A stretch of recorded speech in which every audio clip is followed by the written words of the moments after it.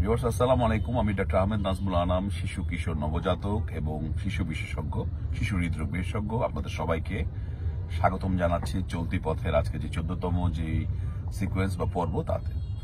দর্শক, আমরা পুরো পৃথিবী সবাই গায়ের রং ফর্সা এটা চাই।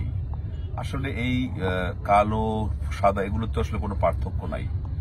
আমরা বলবো মনের সৌন্দর্য, আসল সৌন্দর্য, বাহ্যিক সৌন্দর্য আপনার আসলে ইম্যাটেরিয়াল আমি মনে করি। সুতরাং এই কালো ফর্সা নিয়ে আসলে আমাদের মনে কোনো ধরনের কষ্ট বা যাদের আমাদের গায়ের রং একটু একটু একটু একটু কালো আছে তাদের মনে কোনো কষ্ট থাকার কোনো কারণই আছে আমি বলে মনে করি না। তারপরও আমি জানি যে হ্যাঁ, সবসময় আমরা চাই যে আমাদের উন্নতি হোক, আমাদের আপগ্রেডেশন হোক। আমি আমার চেম্বারে প্রায় আমার কাছে মা বাবার এসে বলেন, স্যার বাবুদের ত্বকটা আরেকটু ফর্সা করার জন্য কোনো ক্রিম আছে কিনা, কোনো রকম কোনো উপায় আছে কিনা। দেখুন, আমি বলবো যে কালো বা সাদা এগুলো আসলে সবই জেনেটিক। এটা আপনাকে বুঝতে হবে যে এটা আসলে মায়ের পেটে থাকতে অবস্থায় এটা নির্ধারিত হয়ে যায়। ফ্যামিলিয়াল যে কমপ্লেকশন একটা ফ্যামিলিতে যে ধরনের কালার থাকে মা বাবার, বা সেরকমই আসলে বাবুর হওয়ার কথা।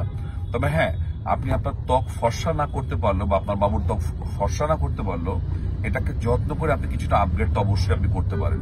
তার মানে ত্বকের যে স্বাস্থ্য সেটা আপনি উন্নয়ন ঘটাতে পারেন, উজ্জ্বলতা বাড়াতে পারেন। কিন্তু আমাকে ফর্সাই হতে হবে এই ধরনের যে ধারণা, এখান থেকে আপনি বেরিয়ে আসতে হবে।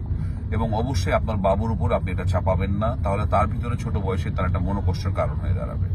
তো আসলে পৃথিবীতে যে সমস্ত ক্রিম আছে, বিভিন্ন জায়গায় বিভিন্ন ক্রিম আছে ত্বক ফর্সাকারী, এগুলি সব কয়টা কিন্তু অত্যন্ত খারাপ জিনিস। এগুলো বাবুর নমনীয় ত্বক বা আপনার নিজের ত্বক অত্যন্ত হুমকির মুখে ফেলতে পারে। যারা ত্বক ফর্সাকারী যে সমস্ত ক্রিম ব্যবহার করেন, দেখা যায় কিছুদিনের ভিতরেই মুখে বিভিন্ন জায়গায় দাগ ওঠে এবং সেই দাগগুলো দূর করা কিন্তু খুবই কঠিন। এবং এই জন্য আমি বলবো যে এগুলোর আসলে কোনো প্রয়োজন নাই। তবে কিছু জিনিস আপনি যদি টিপস আপনি মেনে চলেন, তাহলে আমি মনে করি অবশ্যই আপনার এবং আপনার বাবুর ত্বকের উজ্জ্বলতা বৃদ্ধি পাবে, অর্থাৎ ত্বকের সৌন্দর্য বৃদ্ধি পাবে। এবং এই ত্বকের সৌন্দর্য বৃদ্ধি বলতে আমি কিন্তু ত্বকের সৌন্দর্যটাকে বোঝাচ্ছি, ফর্সা বা কালো হওয়াকে নয়। তাহলে প্রথমেই নাম্বার 1 আমি বলবো যে বাইরে গেলে অবশ্যই বাবুকে আপনি হ্যাট পরাবেন। একটা হ্যাট যদি পরেন তাহলে মুখে আলো বা অতিরিক্ত আলো লাগার প্রবণতাটা কমে যাবে, তাহলে সেটা তার জন্য ভালো হবে। কারণ সূর্যের যে অতি বেগুনি রশ্মি সেটি কিন্তু আমাদেরকে যথেষ্ট ঝুঁকিতে ফেলে দেয়, বিশেষ করে বাবুদেরকে ঝুঁকিতে ফেলে দেয়। নাম্বার 2 আমি যেটা বলবো যে বাবুকে আপনি যখনই বাইরে নেবেন ফুল স্লিভ কাপড় পরাবেন, একটু পাতলা ফুল স্লিভ কাপড় পরাবেন, যাতে তার যে অনাবৃত অংশ, হাতটা বা যে জায়গাগুলো খোলা থাকে সেগুলো আপনি কাভার করে দিলেন, তাহলে আলোর যে ক্ষতিকর প্রভাব সেটা থেকে সে মুক্ত থাকবে। 3 নম্বর আমি বলবো সানস্ক্রিন আপনি দেবেন বাবুকে। সানস্ক্রিন আপনি দেবেন। সানস্ক্রিন দিলে বাবুর যে অতিরিক্ত যে রোদের যে আসলে যে তার ট্যান হয়ে যায়, একটু কালো হয়ে যাওয়ার যে প্রবণতাটা সেটা কিন্তু কমে আসবে। আরেকটি টিপস আমি বলবো যে অবশ্যই আমাদের একটা প্রবণতা আছে যে অয়েল ম্যাসেজ করে আমরা রোদে রাখি। আমি মনে করি সরিষার তেল দিয়ে বেশিক্ষণ বাইরে রোদে রাখাটা আমি মনে করি বাবুদের কালো হয়ে যাওয়াটা একটা কারণ। তো সুতরাং এটি থেকে আমি বলবো এই প্র্যাকটিস থেকে আপনারা বেরিয়ে আসুন। তেল দিয়ে বেশিক্ষণ বাইরে রোদে রাখার দরকার নাই। আরেকটা যেটা সমস্যা, যারা অনেকে বাইরে যাবে, এখন চারিদিকে বিভিন্ন রিসোর্ট হয়েছে, সুইমিং পুলে বেশিক্ষণ যদি বাবুরা সুইমিং পুলে পানিতে বেশিক্ষণ যদি গোসল করে এবং অতিরিক্ত সূর্যের আলোতে এক্সপোজড হয়, তাহলে কিন্তু বাবুদের রঙের বা আমাদের নিজেদেরও রংটা একটু ডাউন হয়ে ট্যান হয়ে যেতে পারে। সুতরাং এই ব্যাপারে সচেতন থাকতে হবে। সুইমিং পুলের পানি থেকে উঠে অবশ্যই ভালো করে ওয়াশ দিতে হবে, যাতে সেই পানি, সে ওষুধ মেশানো পানি বা গায়ে বেশিক্ষণ না থাকে। That is also very important. আর আমরা সবসময় হোম রেমেডি কথা আমি আপনাদের বলি, যে ট্রিক্স যেটি আমি বলি, যে আপনারা যেটা করতে পারেন বাবুর বা নিজের ত্বকের সৌন্দর্য বৃদ্ধির জন্য, উজ্জ্বলতা বৃদ্ধির জন্য আপনি যেটা করতে পারেন সেটি হচ্ছে যে একটি বাবুর মুখে, বাবুদের মুখটা খুবই নমনীয়, আপনি জানেন ত্বক নমনীয়। সুতরাং যে ন্যাচারাল যে স্ক্রাবার বলেন বা ন্যাচারাল যে প্যাক বলেন সেটা আপনি দিতে পারেন, যে দুধের স্বর মেশানো অথবা বিচি ছাড়িয়ে টমেটো আপনি লাগাতে পারেন। সেটা কিন্তু খুব ভালো কাজ করে বাবুদের যে এই ত্বকের যে স্কিন, সে তাদের নমনীয় স্কিন।